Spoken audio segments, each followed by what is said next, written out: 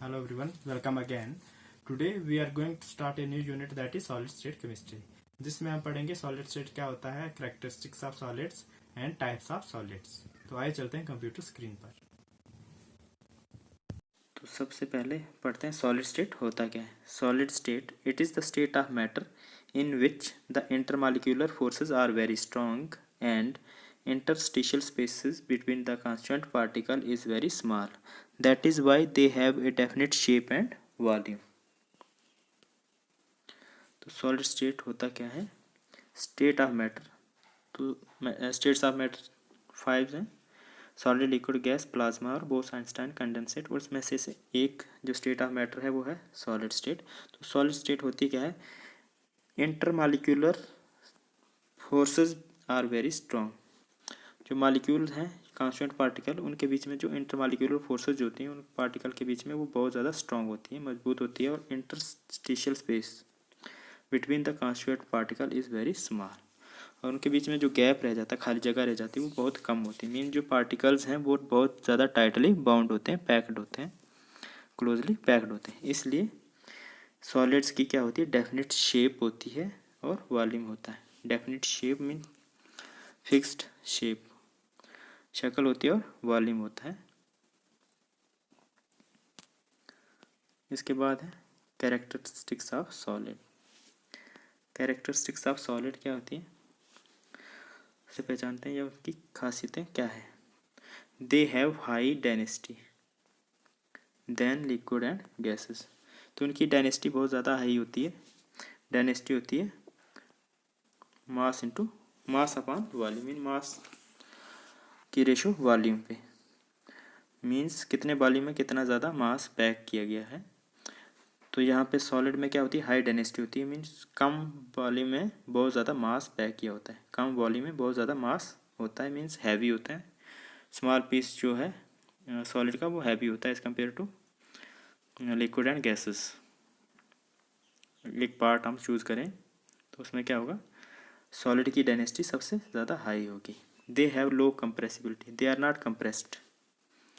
तो जो solid things हैं, जैसे टेबल है, बुक है, पेन है, या कुछ भी जो मटेरियल है, स्टोन है, उसको प्रेस करेंगे तो प्रेस नहीं होता, मीन्स वो सारे क्या है, सॉलिड हैं। दे आर रिजिड, ठोस होते हैं। They have fixed shape and volume, जो हमने डेफिनेशन में पढ़ा, इनकी फिक्स्ड शेप होती है और वॉल्यूम फिक्स होता है, मीन्स ज़्यादा चेंज नहीं होता। नेक्स्ट है classification of solid. Classification of solid, तो क्लासिफिकेशन ऑफ सॉलिड दो बेसिस पे की गई है, on the basis of properties, और दूसरा बेस है on the basis of binding forces.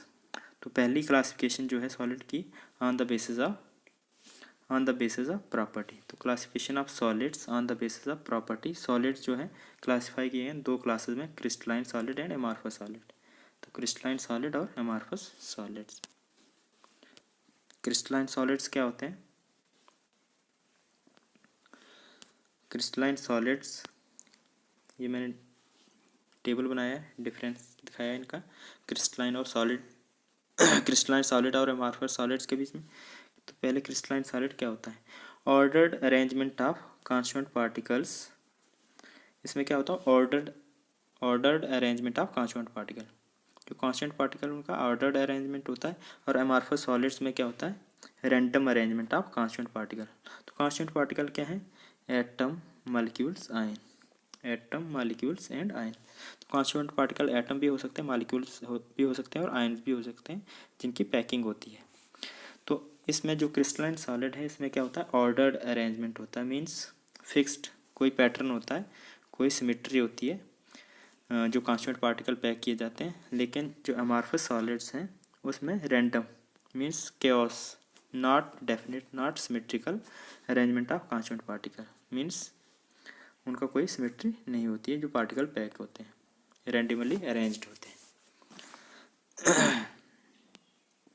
Next है crystalline solids. They have long range order, that is the arrangement of particle is repeated over the entire solid. They have long range order. amorphous solid में क्या है, they have short range order, the arrangement of particle is repeated for a short distance. तो crystalline solid में क्या होता है, long range order होता है, मीन्स जो अरेंजमेंट ऑफ पार्टिकल होता है वो क्या होता है, सेम होता है और रिपीट होता रहता है। लेकिन अमॉर्फस सॉलिड्स में क्या होता है, शॉर्ट होता है या बिल्कुल नहीं होता है, उसमें जो अरेंजमेंट ऑफ पार्टिकल होता है वो बिल्कुल डेफिनेट नहीं होता, कोई पैटर्न नहीं होता, कोई सिमेट्री नहीं होती। तो इसका मैं ड्रा करता हूँ पैटर्न। तो क्रिस्टलाइन सॉलिड्स में जो होते हैं कांस्टेंट पार्टिकल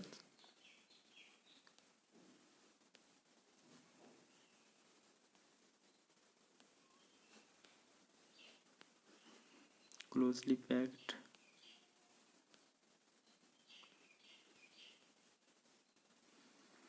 इस तरह से होगा। ये क्रिस्टलाइन की बात कर रहा हूँ, क्रिस्टलाइन सॉलिड की बात कर रहा हूँ। इसमें अगर मैं सेंटर को स्फीयर के सेंटर को ज्वाइन कर देता हूँ तो कुछ डेफिनेट पैटर्न मिलेगा हमें। ये हॉरिजॉन्टली ज्वाइन किया, अब मैं वर्टिकली करता हूँ तो हर एक 4 स्फीयर के बीच में स्क्वायर बन रहा है, उनके सेंटर के बीच में। तो ये क्या है, डेफिनेट पैटर्न आ रहा है, मीन सिमेट्रिकल है, कुछ ना कुछ सिमेट्री है इन केस ऑफ क्रिस्टलाइन। लेकिन अमॉर्फस के केस में क्या होता है, जो कांस्टेंट पार्टिकल जो होते हैं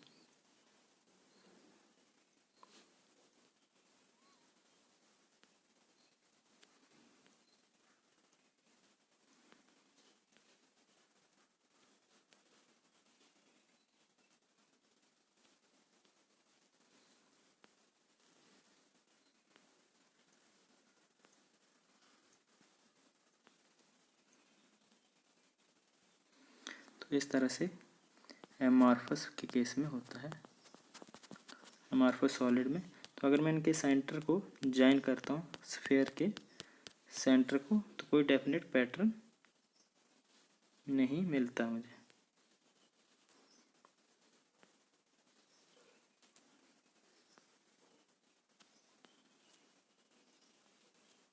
मीन्स कोई डेफिनेट पैटर्न नहीं मिल रहा है, रैंडम है, क्योस है, कोई ऑर्डर नहीं है इसमें। तो ये क्या है, अमॉर्फस सॉलिड।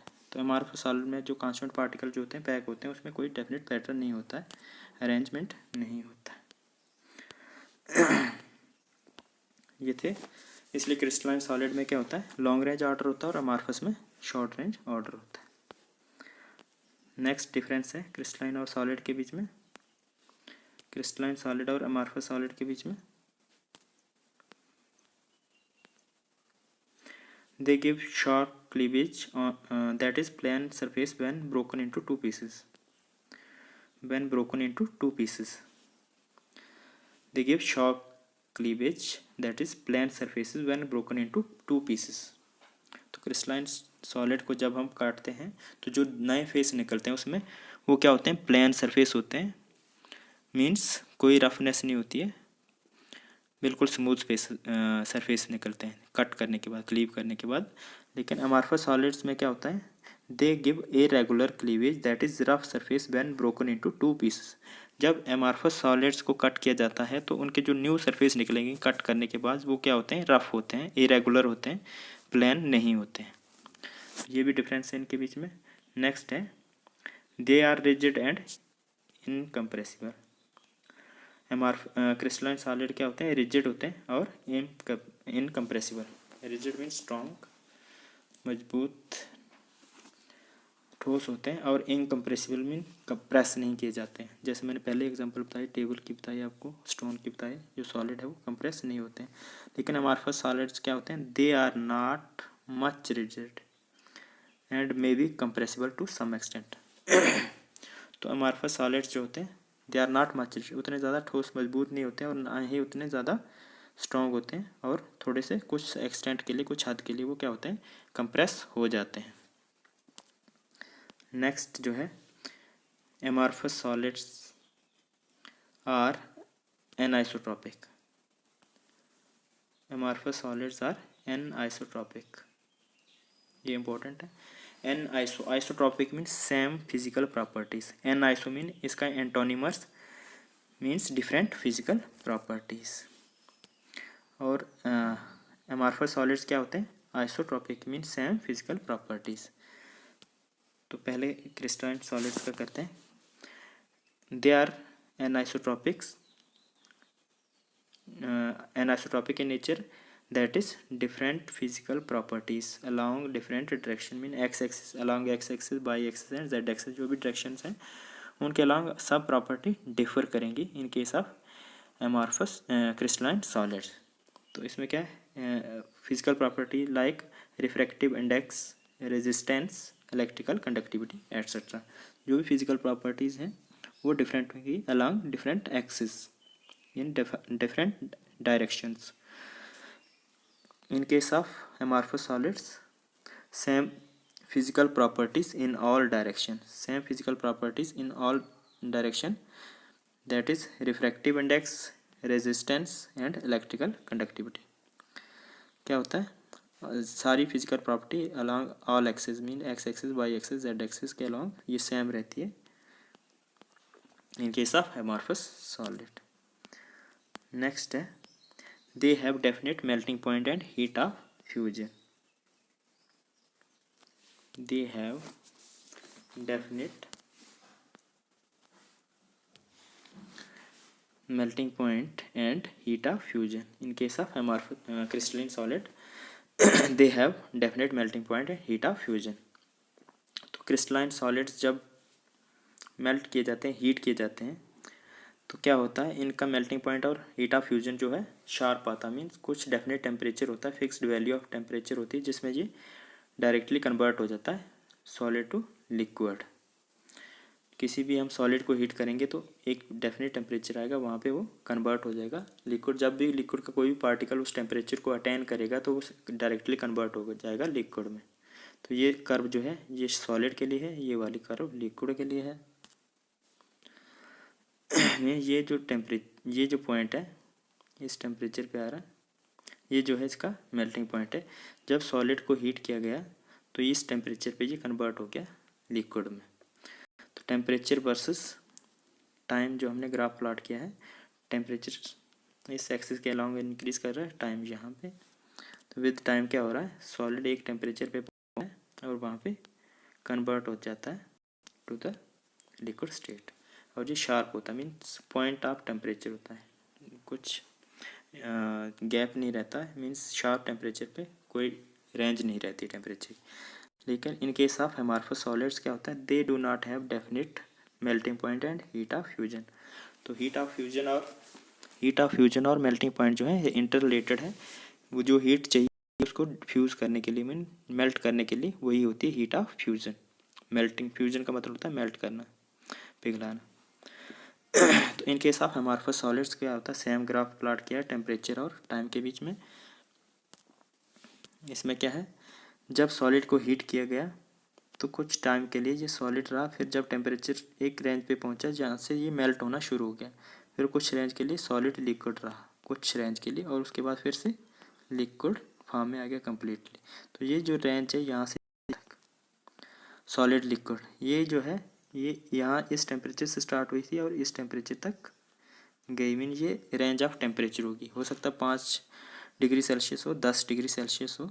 इस रेंज में आपका जो सॉलिड जो है वो किस फॉर्म में रहेगा? हाफ सॉलिड लिक्विड स्टेट में रहेगा। मीन मिक्सचर रहेगा, ना कम्प्लीटली सॉलिड होगा और ना ही कम्प्लीटली लिक्विड होगा। और ये कर्व जो है सॉलिड को रिप्रेजेंट कर रही है, ये लिक्विड को कर रही है, और ये जो एरिया है ये कर रहा है सॉलिड प्लस लिक्विड। तो इस फेज को, इस इंटरवल को क्या बोलते हैं हम? Gradual melting point, range of temperature. तो इसलिए क्या होता है? इनका कोई फिक्स्ड डेफिनेट मेल्टिंग पॉइंट नहीं होता, ना ही heat of fusion in case of amorphous solids. Next जो है they are produced by slow cooling. They are produced by slow cooling under control condition. जब सॉलिड्स को दोबारा से लिक्विड स्टेट से सॉलिड में लाना होगा, क्रिस्टलाइज करना होगा, तब क्या होगा? They require slow cooling under controlled condition. Mean control condition में और स्लो कूलिंग की जाती है, आहिस्ता आहिस्ता कूल किया जाता है सो दैट इनकी क्रिस्टलाइजेशन हो सके amorphous सॉलिड की। इसमें क्या होता है, amorphous solid same graph plot किया है, कूलिंग कर्व है, टेम्परेचर और टाइम के बीच में, टेम्परेचर और टाइम के बीच में कर्व है। तो इसमें क्या है, जब लिक्विड स्टेट से सॉलिड स्टेट बनाना है तो ये जो है कर्व जो है स्मूथ है, और जैसे जैसे टाइम के साथ ये जो है टेम्परेचर कम कर रहे हैं तो लिक्विड से सॉलिड स्टेट में आ रहा है। तो ये जो रेंज है जहाँ पे पहुँच जाता है, ये जो ग्राफ की कर्व शो हो रही है ये बता रही है सॉलिड स्टेट, मीन टेम्परेचर, कुछ टेम्परेचर पे जब ये पहुँच जाता है, यहाँ पे क्या होता है, ये जो है इसका मेल्टिंग पॉइंट था, इससे नीचे ये सॉलिड रहेगा। और इन case of amorphous solids they are produced by rapid cooling, they are produced by rapid cooling। इसका ग्राफ जो है टाइम और टेम्परेचर के बीच में जो प्लॉट किया हमने, पहले क्या होता है शार्प, मीन रैपिड कूलिंग का मतलब है sharp cooling, means at once उसको कूल कर देना, तो एकदम से ये सॉलिड स्टेट में आ जाएगा, बिल्कुल शार्प कट होता है। इस टेम्परेचर को क्या बोलेंगे, ये मेल्टिंग पॉइंट होगा, यहाँ पे ये लिक्विड रहेगा, अब this temperature and below this temperature ये सॉलिड रहेगा। इसलिए इनको क्या कहा जाता है, एमॉर्फस सॉलिड को super cooled liquid, means at once very low temperature पे लाया जाता है लिक्विड को, तो उसी टाइम जो क्या बन जाता है, सॉलिड बन जाता है। इसलिए क्या बोलते हैं इनको, सुपर कूल्ड लिक्विड, और साथ में इनको सीडो सॉलिड्स भी कहते हैं, क्योंकि इसमें जो ऑर्डर जो होगा शार्प कूलिंग से रैपिड कूलिंग से ऑर्डर जो है डेफिनेट नहीं हो पाएगा, पार्टिकल इतने डेफिनेटली या सिमेट्रिकली अरेंज नहीं हो पाएंगे, तो इसलिए इनको क्या बोलते हैं, सीडो सॉलिड्स। और ट्रू सॉलिड्स बोलते हैं हम क्रिस्टलाइन सॉलिड को, क्योंकि इनको कैसे प्रिपेयर किया जाता है, बाय स्लो कूलिंग, इसलिए इनको ट्रू सॉलिड बोलते हैं, क्योंकि इनके कॉन्स्टेंट पार्टिकल जो है डेफिनेटली अरेंज्ड होंगे, सिमेट्रिकली अरेंज्ड होंगे। तो जो आपके एमॉर्फस सॉलिड्स हैं, सीडो सॉलिड, इसमें रबर प्लास्टिक वगैरह आता है आपका, रबर प्लास्टिक जो है वो किस में आता है, एमॉर्फस सॉलिड में, ग्लास भी एमॉर्फस सॉलिड में आता है, ये एग्जांपल है। तो ये दोनों थी कूलिंग कर्व, ये थी एमॉर्फस सॉलिड के लिए, ये थी क्रिस्टलाइन सॉलिड के लिए। इसके साथ ये जो क्लासिफिकेशन थी on the basis of property, ये कंप्लीट होता है। Thank you. नेक्स्ट हम करेंगे नेक्स्ट क्लासिफिकेशन दूसरे वीडियो लेक्चर में। Thank you.